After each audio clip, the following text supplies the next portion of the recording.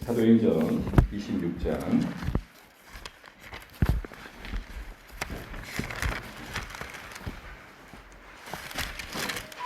24절에서 29절입니다. 저와 여러분이 교도하실 텐데요. 마지막 절 함께 읽겠습니다. 제가 먼저 24절 읽겠습니다. 바울이 이같이 변명하매 베스토가 크게 소리내어 이르되 바울아 내가 미쳤도다. 내 많은 학문이 너를 미치게 한다 하리.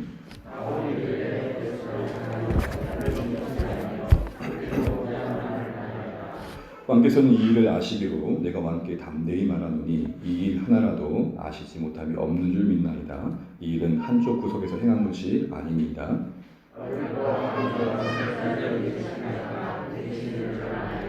아그리빠가 바울에게 이르되 네가 적은 말로 나를 권하여 그리스도인이 되게 하려 하는도다. 같이 읽습니다. 바울이 이르되 말이 적으나 많으나 당신뿐만 아니라 오늘 내 말을 듣는 모든 사람도 다 이렇게 결박된 것 외에는 나와 같이 되기를 하나님께 원하나이다 하니라. 아멘. 찬양하겠습니다.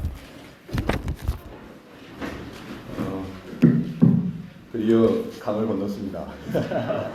첫 열매를 시작하면서 이제 본격적으로 주안의 교회가 그 걸음을 걷는 것 같습니다. 아까 장로님께서 담임 목사님 말씀을 들으셨는데 순간 그게 누구지라는 생각을 했어요. 아직도 그게 어색합니다. 여러분들도 아마 이 공간이 어색하고 함께하는 우리 분들이 좀 어색하지 않을까 싶습니다. 그래서 어색함을 깨는 것은 자주 보고 자주 말을 거는 것 같습니다. 그런 의미에서 우리 앞뒤 옆에 이렇게 나누시죠. 반갑습니다. 하시죠. 시작. 이따가 이름 나누고 교제하는 시간 갖도록 하고요. 한 번 더 축복 한번 드리겠습니다. 제가 자주 하는 멘트는 아니지만 이런 멘트를 한번 아니시죠. 서로에게 이렇게 얘기하시는 거예요. 만약에 얼굴 미모 순위로 사형을 청한다면 당신은 사형감입니다. 시작.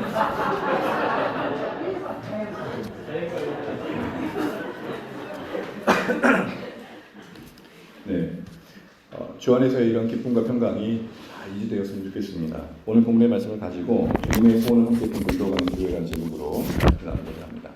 우리가 사도행전을 봤는데요.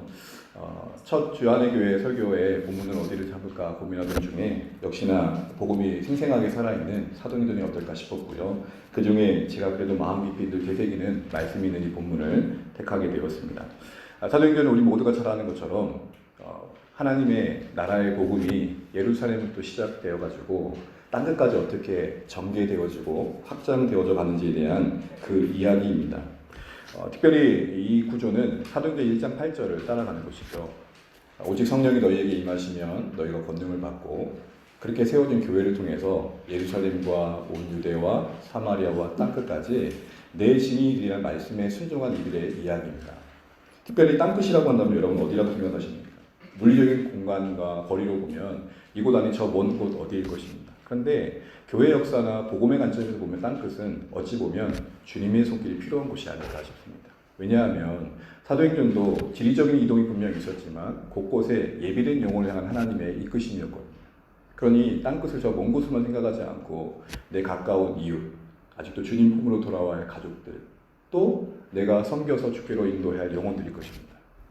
이런 땅끝까지 이르는 데 있어서 그 중심에 쓰임받은 사람들의 이야기 속에 분명 이름만 대면 잘 알만한 영혼도 있습니다. 베드로, 빌리, 바울. 그러나 사실 사도행전 곳곳에 보게 되면 이름 없는 몇 사람이라고 등장하는 무명의 그리스도인들이 참 많이 나옵니다. 결국 하나님 나라에 있어서는 쓸모없는 자들이 없는 것입니다. 그래서 제가 우리 첫 사경일 때 그런 얘기했죠. 우리 다시 한번 그런 마음으로 축복합니다. 자, 이렇게 축복하십니다. 당신은 존재가 역할입니다. 시작. 우리는 존재 자체로 큰 역할을 하고 있다는 생각을 잊으시면 안 됩니다. 그래서 주안의 교회 금기어가 있습니다. 제가 뭘 하겠습니까? 이런 말 절대 하시면 안 되고, 그리고 또 제가 뭔 도움이 되겠습니까? 그럴 때마다 우리는 무슨 말을 합니까? 당신은 존재만으로 도움이 됩니다. 사실 그게 성경적인 관점에서 우리 서로 이해하는 것입니다. 크든 작든 우리는 우리의 역할을 하며 하나님의 부르심 가운데 이 교회에 있는 것이죠. 그런데 말씀드린 것처럼 이 사도행전이 1장 8절의 구조를 따라 진행되는데 그곳에 쓰임받은 사람의 특징이 뭐냐면 내 증인입니다. 내 증인. 그러니까 예수님의 증인들이었던 곳입니다. 여기서 우리는 우리 삶의 정체성을 한번 생각해 볼 필요가 있습니다. 증인이라는 것은 나를 증명하는 것과는 다르죠. 그러니까 우리를 증명하는 인생으로 우리가 부름받은 게 아니라 우리를 부르신 분이 누구시며 내 안에 나를 살게 하신 분이 누구시고 내 삶의 목적이 누구신지를 드러내는 차원에서 우리 인생의 가치는 있다는 것입니다. 그런데 우리 본능이 그러하죠. 우리는 우리 자신을 증명해내는 욕구를 풀기 위해 이 모양 저 모양으로 살아내고 있는 게 현실입니다. 나를 증명하지 못하는 것을 되게 힘들어합니다. 그래서 여러분, 멀쩡한 사람을 열받게 하는 중요한 답이 하나 있습니다. 너 나 누군지 몰라? 할 때 이렇게 답하시면 됩니다. 몰라. 상당히 열받습니다. 왜냐면 나를 모른다는 거 되게 열받는 거고, 너 너희가 누군지 알고 이러는 거 할 때 한마디 하시면 돼요. 나 몰라. 되게 열받습니다. 특별히 한국 사람이 더 그렇죠. 그만큼 자기 증명의 욕구가 강한 우리입니다. 그러다 보니까 예수 믿는 신앙마저도 그런 증명의 도구로 사용될 때가 참 많다는 것이죠. 그래서 신앙이 계속화로 흘러가는 것입니다.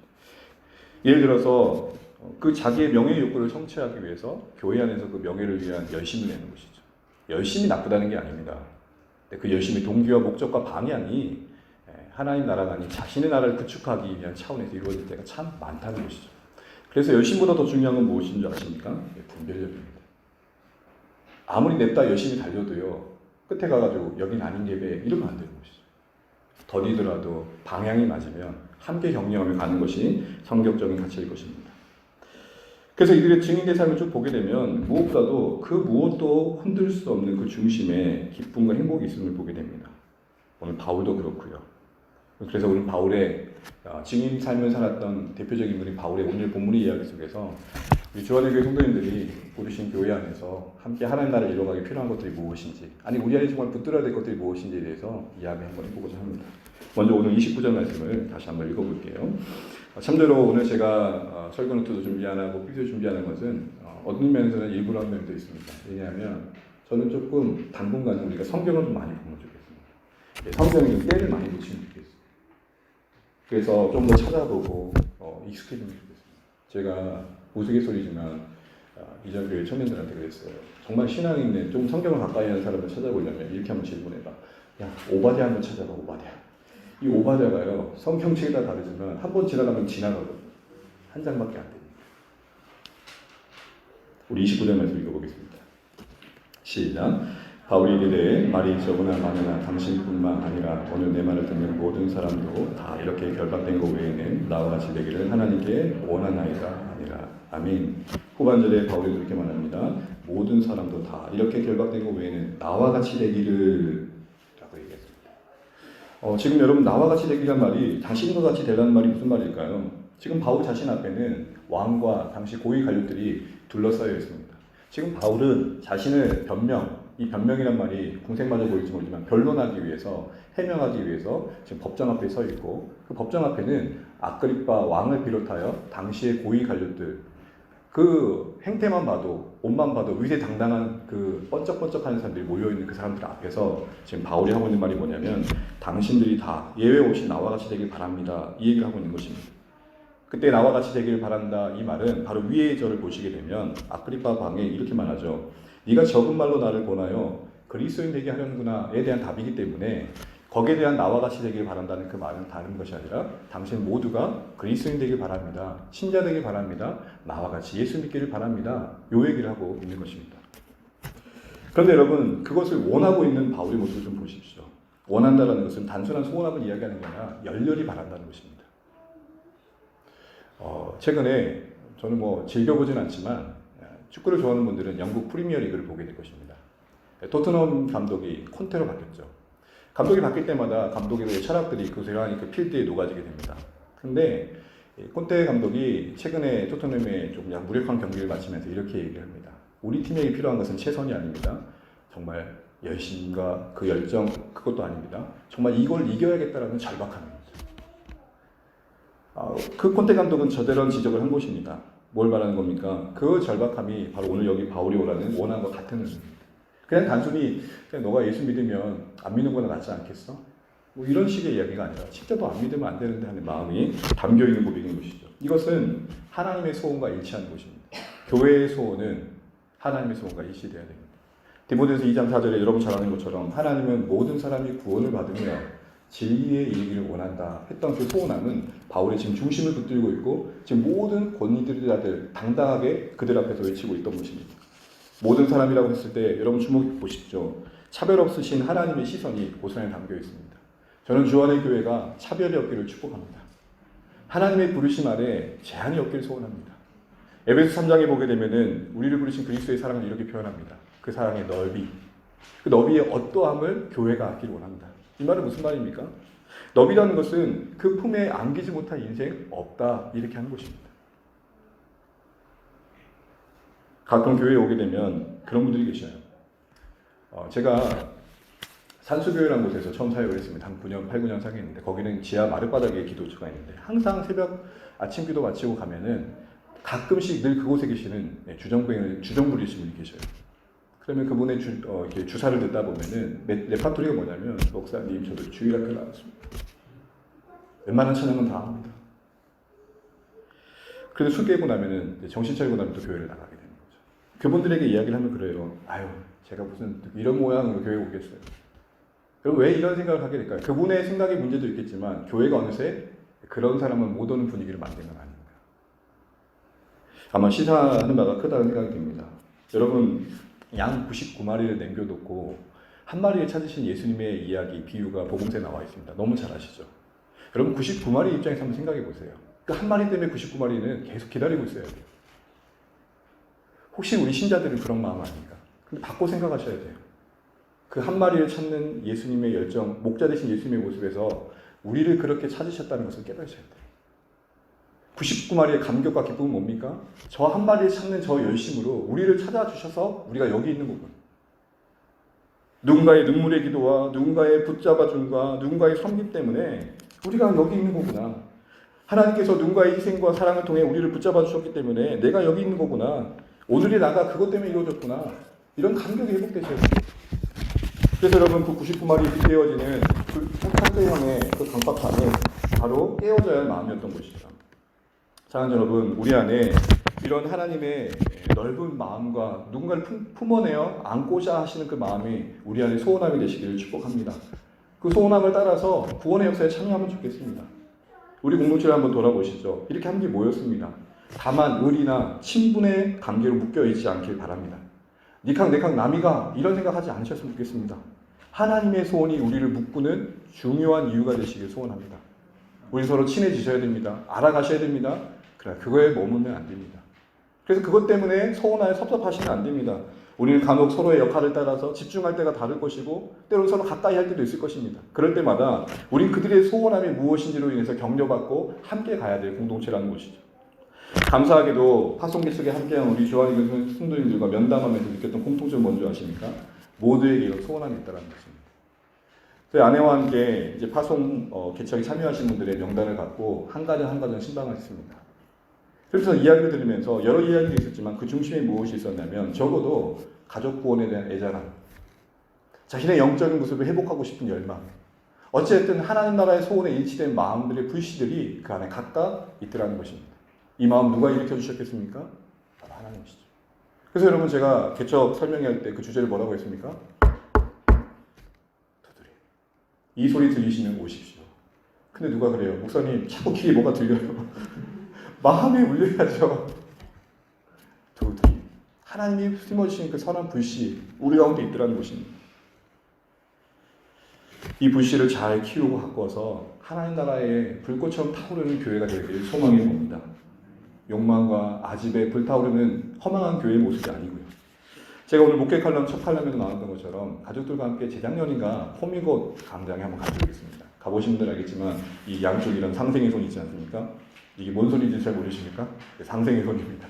이 앞에 보게 되면은 불씨함이 있습니다. 잘 안 보셨겠죠? 잘 안 보입니다. 왜 그러냐 했더니 가스 아낀다고 약하게 넣었다고 하더라고요. 근데 이 불씨의 시작은 뭐였냐면은 가스불이 아니고 햇빛을 체화한 겁니다. 체화라는 것은 햇빛을 볼록 렌즈를 가지고 비춰가지고 불씨를 받는 거예요. 그 불씨로 불을 보관해놓고 있던 것이죠. 근데 각각의 불씨가 어떤 거냐면 한 곳은 1999년 12월 30일에 해 일몰의 불씨, 하나는 2000년 1월 1일에 불씨를 모은 거예요. 이게 모아놓고 어떤 의미를 갖는 거죠? 새천년 밀레니엄, 우리에게는 벌써 20년 전의 이래일들의 앞으로의 희망을 함께 만들어 가자는 메시지를 담고 만든 거였죠. 제가 신기했던 거는 그 불꽃이 아직도 꺼지지 않고 있다는 것입니다. 희미하지만 지켜주고 있다는 것입니다. 사랑하는 성도 여러분, 하나님께서 우리에게 불러일으키신 이 선한 불꽃이 서로 격려하는 가운데 아름답게 갖고 가죠. 그래서 하나님이 이 공동체 안에 복원하신 이 불씨가 커져가고 더 누군가를 따뜻하게 데펴줄 수 있는 불길 되기를 주의 이름으로 축복해 봅니다. 우리 안에 이런 소원함을 따라 함께 공동체를 갖고 갔으면 좋겠습니다. 두 번째로는 인상 깊은 것은 오늘 본문에서 이런 소원함을 갖고 있는 바울의 결박이, 그 소원함을 말하고 있는 바울의 둘러싸고 있는 결박이 별로 문제되고 있지 않다는 것입니다.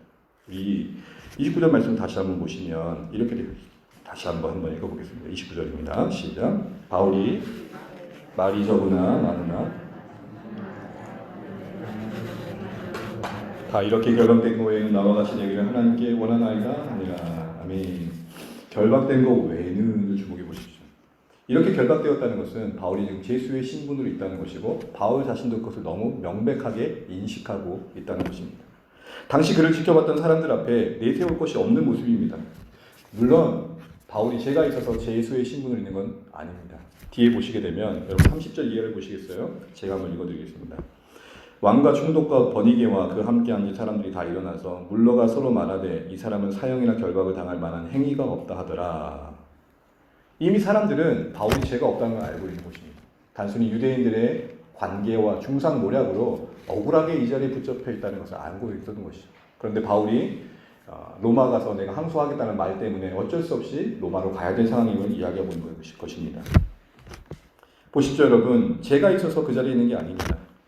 그래도 어쨌든 자랑할 모습은 아니죠. 그런데도 그의 결박된 형편이 바울 그 자신의 소원함을 빼앗지 못하고 있다는 것을 주목하셔야 됩니다. 형편이 나았고 괜찮아서 뭔가 성공해서 사람들한테 떵떵하기 때문에 예수를 말하는 게 아니고요. 그거와 상관없이 그 안에 예수를 말하고 있더라는 것입니다. 그 조건, 다시 말하면 그 결박이 풀려지는 것을 조건 삼아서 내세우고 있지도 않습니다. 오히려 던져진 그 상황 속에서 예수를 말합니다. 당시 기준으로 이런 생각을 해보세요. 좀 더 잘나고 성공한 모습으로 고위 관료 앞에 서가지고 예수 믿음을 말하면 얼마나 좋을까요? 이 시대 표현을 한번 해볼까요? 예수 믿었더니 이렇게 봐, 벤치 샀어. 예수 믿고 기도했더니 우리 아이들 하버드 갔어. 제가 제일 싫어하는 말입니다. 하버드는 기도해야만 갑니까? 그리고 기도한다고 다 갑니까? 그리고 하버드 간 게 우리 성공입니까? 사랑하는 성도 여러분, 당시 기준으로 보면 좀 더 잘나고 성공한 모습으로 나와 같이 되길 바랬다면 얼마나 더 효과가 있었을까 생각되어지지 않습니까? 이 결박이 풀려있고 멋진 모습으로 멋진 외투를 입고 모두 앞에서 멋진 연설을 했다면 얼마나 더 당당한 그 외침 속에 예수가 더 잘 전해졌을까요? 그런데 바울은 여전히 결박된 거 안에서 예수를 얘기하고 있는 것입니다. 이게 복음을 아는 자입니다. 결박된 거 외에는 이 말은 문맥상 그러게 이렇게 바꿔볼 수 있습니다. 이것과 상관없이 라는 말입니다. 나는 이 결박된 것과 상관없이 예수를 위해 살고 있으며 예수를 위해 살 것입니다. 정작 그 결박된 것 자체도 예수님 때문에 당하는 고난임에도 불구하고 그거 나에게 문제되지 않습니다. 이렇게 얘기하고 있는 것입니다. 사랑하는 성도 여러분, 우리에게도 이것과 상관없이 주님을 증거하며 살아갈 수 있는 인생 되시기를 주님으로 축원합니다. 좀 더 형편이 나아져야 됩니다. 좀 더 괜찮아져야 됩니다. 하나님 내가 좀 더 부끄럽지 않아야 됩니다라는 말들을 내려놓으시길 바랍니다. 왜냐하면 우리 하나님께서는 그 크신 계획과 경륜 안에 우리 다양한 인생들의 여러 모양들 속에 복음을 담아내시기 때문입니다. 부자들만 통해 열하시는 하나님이 아니라 가난한 인생들을 통해서 하루하루 버겁게 살아가는 인생들을 통해서 불러내야 할 영혼들을 만나고 섬기게 하시는 것입니다. 그럼에도 불구하고 우리는 우리의 현실적인 처지와 결핍에 묶여가지고 매일 때가 참 많습니다. 그것을 조건 삼아서 하나님과 거래할 때가 참 많죠. 하나님 제가 이번에 대학만 합격하면, 하나님 제가 취업만 하면, 하나님 제가 결혼만 하면. 여러분 그 끝없는 요구와 조건 앞에 여러분이 괜찮았을 때가 도대체 언제입니까? 진짜 괜찮을 때가 있었습니까? 어지러운 생각이 오지만 저도 그런 생각할 때가 있었습니다. 하나님 대학만 가면, 결혼만 하면, 결혼만 하면. 여러분 제가 짧은 인생이지만 느낀 게 있습니다. 인생은 짐을 더는 게 아닙니다. 가벼워지는 게 아닙니다. 무거워져가는 짐을 지을 수 있는 실력을 키우는 게 인생입니다. 아이를 낳고 기르고 애들이 대학만 보내자 했던 부모님들 마음 어떠십니까? 손주들을 보고 있지 않습니까? 아유 죄송합니다. 뭐 의도하고 그런 건 아니에요. 네. 그럴 수 있어요. 있는데 제 말의 초점은 우리 인생이 짐을 덜 수 없더라는 것입니다. 사출가고 보내도 마음의 짐은 어떻습니까? 어이구 저것도 잘 사노.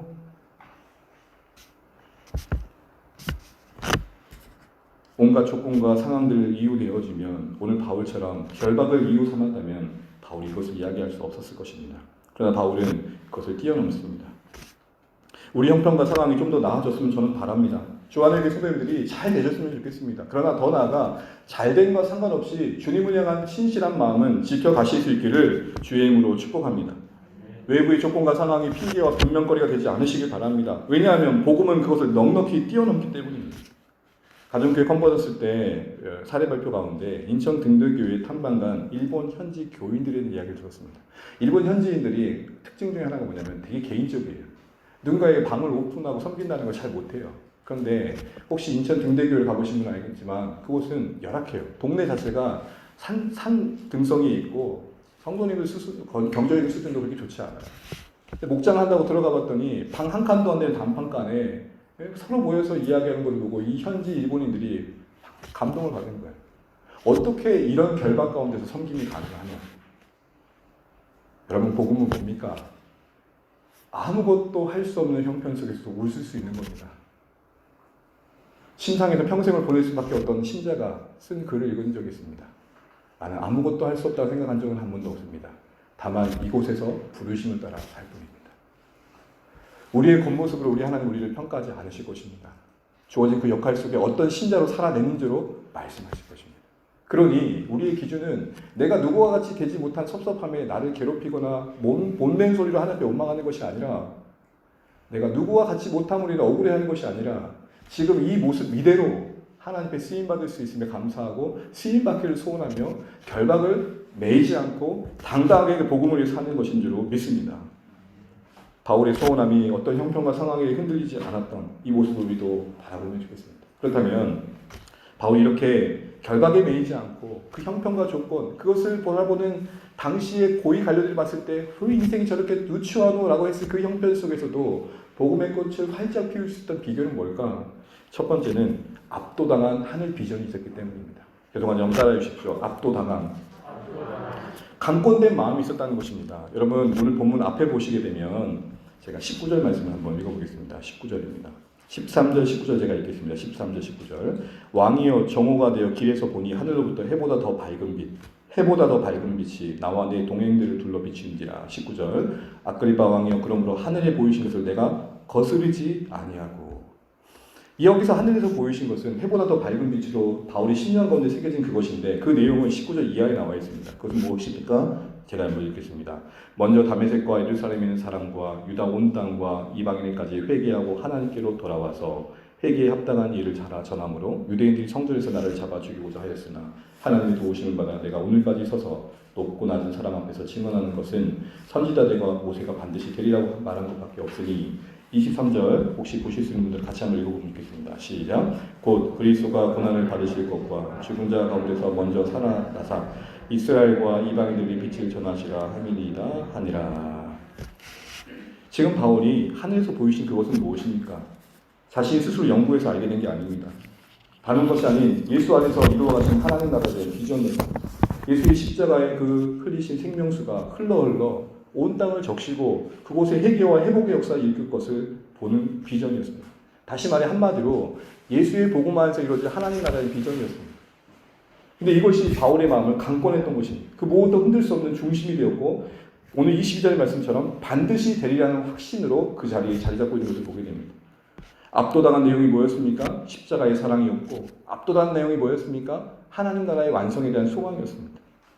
사랑하는 성도 여러분, 바울의 마음에 압도당한 이것, 확신을 잡고 있는 그것은 결국은 그 어떤 외부의 조건도 흔들 수 없는 중심이었던 것입니다. 그런데 여러분, 이러한 자리에 바울이 서게 된 게 어떻게 가능한지를 보십시오. 19절 다시 한번 보시면 하늘에서 보이신 것을, 그 표현 참 중요한데요. 보세요. 내가 거스르지 아니하고.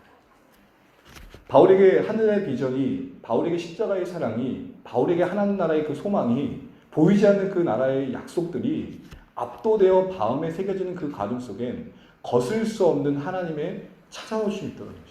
이거를 교리적으로 이렇게 표현합니다. 저항할 수 없는 하나님의 은혜. 어느 인생의 완악함도, 돌덩이처럼 딱딱한 마음도 반드시 녹여내고 마시는 하나님의 임재. 예수 믿어 하나님의 자녀됨이 무엇 때문입니까? 이러한 저항할 수 없는 하나님의 은혜 때문입니다. 우리 가운데는, 우리 목사님들 가운데는 예수님을 안 믿다가 찾아오신 하나님의 임재 속에 예수를 고백하는 분이 계십니다. 거스릴 수 없는, 저항할 수 없는 하나님의 은혜가 무엇입니까? 복음의 영광 때문에 그 자신의 평생을 드리는 것입니다. 사랑하는 성도 여러분, 주안의 교회 성도님들 소원 가운데 가장 중요한 소원 중에 하나는 가족들의 구원과 회복일 것입니다. 지금은 다친 문과 같고 정말로 굳게 닫혀있는 문과 같은 그 가족들의 마음이 형통에 아픔이 있습니다.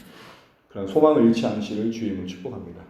왜냐하면 저항할 수 없는 하나님의 은혜가 한번 임하면 그 인생은 녹아지게 되고 으깨어지게 되기 때문입니다.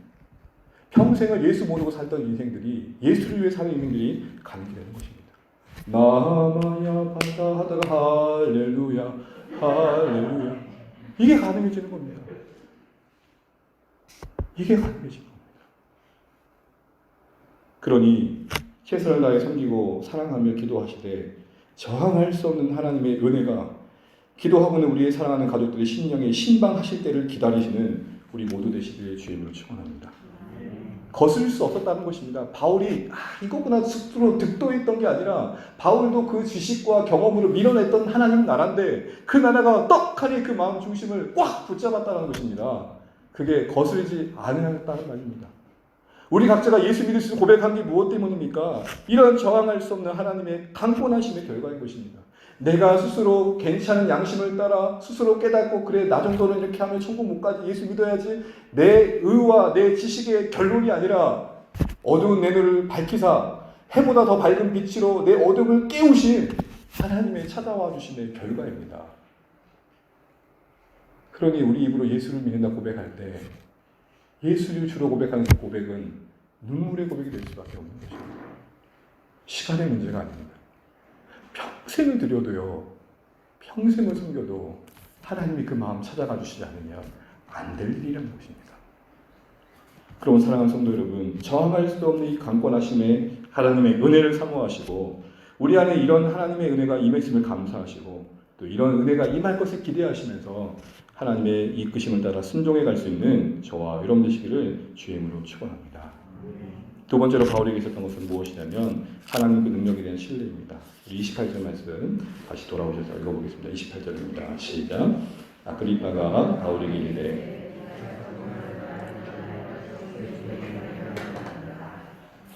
오늘 아그리빠 왕이 바울의 내내 복음의 이야기를 듣고 이렇게 말합니다. 아이고야 바울아, 그 정도 말로 나를 꼬시려고 그랬냐? 이 얘기하는 것입니다. 그 정도 말로 나를 넘겨드리려고 했냐? 너 그리스도인 만들려고 했냐? 이 얘기하는 것입니다. 그 정도 가지고 나한테 그렇게 하려고 그랬어? 여러분 이거 어디서 많이 들어본 말 아닙니까? 나름 이 시대 속에서 똑똑하다고 하는 사람들이 하는 전형적인 반응입니다. 그들은 쉽게 승부하지 않습니다. 마음으로는 그런 거 같은데 하면서도 내색은 하지 않고 외색은 뭐라고 하죠? 야, 그 정도 가지고 그래. 똑똑한 척합니다.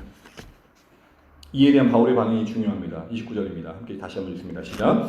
바울이 이르되 말이 적으나 많으나 당신뿐만 아니라 오늘 내 말을 듣는 모든 사람도 다 이렇게 결박된 고에는 나와 같이 되기를 하나님께 원하나이다 아니라. 아멘. 적고 많으나 말이 많고 적음은 이제 문제되지 않다는 말을 하고 있는 것입니다. 네, 맞습니다. 내 말이 어눌할 수 있고 내가 전한 그 내용이 당신에게 와닿지 않을 수 있습니다. 그러나 그것이 믿게 하는 게 아닙니다. 하면서 하는 말이 뭡니까? 하나님께 원하나이다. 무슨 말입니까? 하나님께 달린 문제입니다. 당신이 내 말에 타고남에 예수 믿게 되는 거 아님을 내가 합니다. 그래서 내가 하나님께 원한다 고백하는 것입니다. 사랑하는 여러분, 우리는 가끔 하나님을 위해 산다 하면서 세상 사람들 앞에서 안 믿는 분들 앞에 하나님을 최고로 멋지게 소개하려고 했을 때가 많습니다. 열심히 변론할 때가 많은데요. 여러분, 변증과 변론에 한계가 있습니다. 내 말에 설득되어 잠시 굴복할지 모르지만 예수 앞에 무릎 꿇는 것은 또 다른 문제인 것입니다. 하나님이 원하시면 가능하시다. 하나님의 능력 안에 달려있다. 이것이 우리 주안의 교회 성도님들의 소원함이 되시길 축복합니다. 왜냐하면 아그리빠 왕이 바울에게 했던 말처럼 그 정도 말로 라는 말이 우리에게 딱 해당되는 말이기 때문입니다. 이 정도 사이즈로 이 정도 규모 가지고 우리 스스로 적은 능력에 매이지 않기를 주의 이름으로 축복합니다. 하나님의 능력 아래 복음의 역사는 늘 이어왔고 그 능력이 우리를 통해 일하실 것을 기대하면서 함께 그 능력을 바라보자 격려할 수 있는 주안의 교회 성도님 되시기를 축복합니다.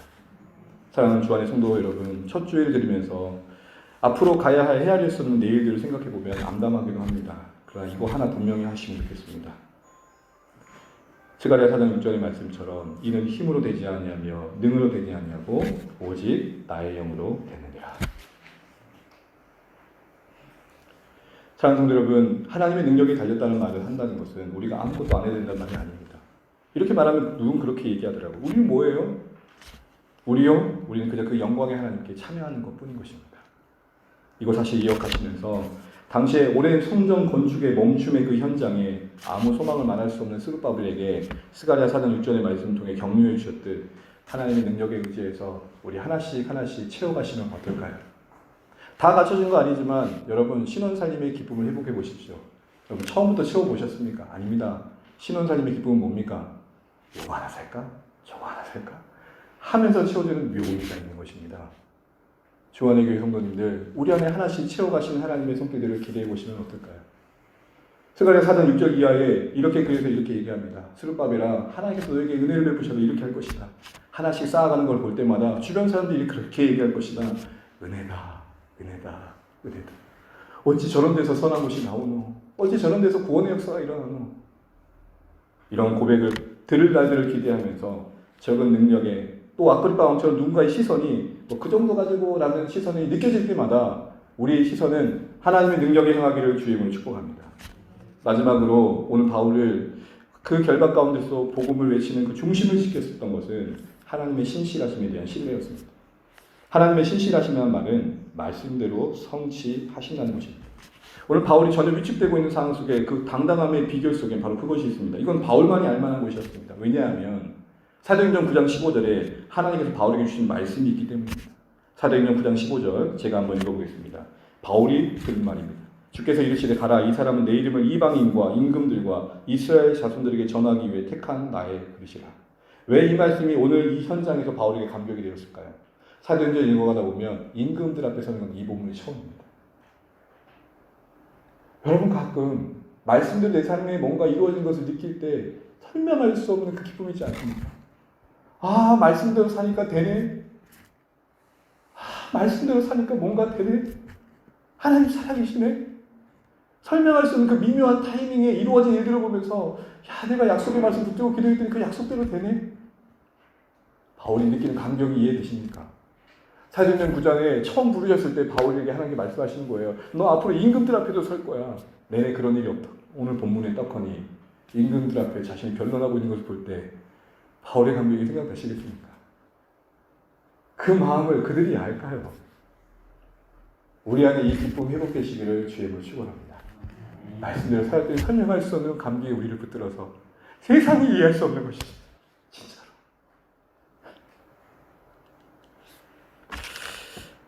누구라고 말씀드리지 않겠는데 누가 그러더라고요. 연 목사님 왜 그리 갔어? 굳이 징징맞게.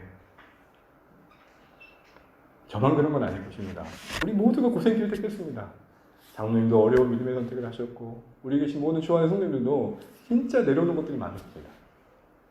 근데 사랑하는 여러분, 우리 이거 하나 기억하시면 좋겠습니다. 각자가 분명 말씀에 순종하기 이곳에 오셨다면 그 말씀의 순종의 여정을 따라가는 중에 우리 하나님께서 반드시 오늘 바울이 경험하게 하셨던 이 기쁨과 감격,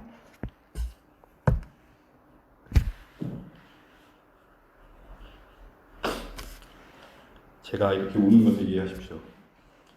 너무 눈물이 많지 않지만 그렇습니다. 반드시 우리 안에 그런 감격을 느껴주실 것입니다. 아, 순종했더니 기쁨이 있구나. 오늘 바울만이 하는 이 감격이 우리 모두의 감격이 될 날일 줄 믿습니다. 말씀을 맺겠습니다.